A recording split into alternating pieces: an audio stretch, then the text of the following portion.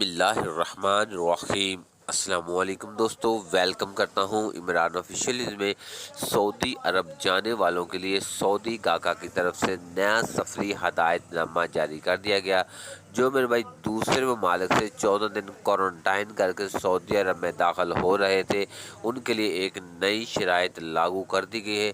اس کی تصدیق جیو نے کر دی۔ رات 1 بجے کی جو ہیڈ لائن ہے اس پہ یہ نشر کی گئی ہے، جس میں ان لوگوں نے صاف یہ بتایا ہے کہ آپ کسی بھی ممالک سے سفر کر رہے ہیں تو آپ کو کوارنٹائن سینٹر پہ آپ جدھر 14 دن کوارنٹائن کرتے ہیں ان کا جو پیپر سرٹیفکیٹ آپ کے پاس موجود ہونا لازمی ہوگا، نہیں تو آپ کو مشکل بن سکتی ہے۔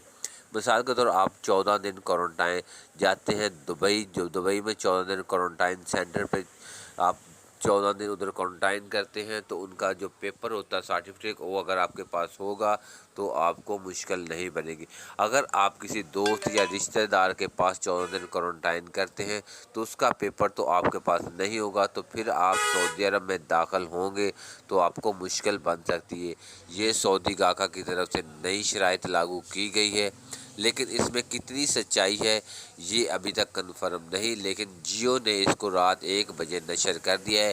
اس کی مکمل جو تفصیل ہے وہ ہم اب تحقیق کر کے میں آپ کے ساتھ شیئر کروں گا۔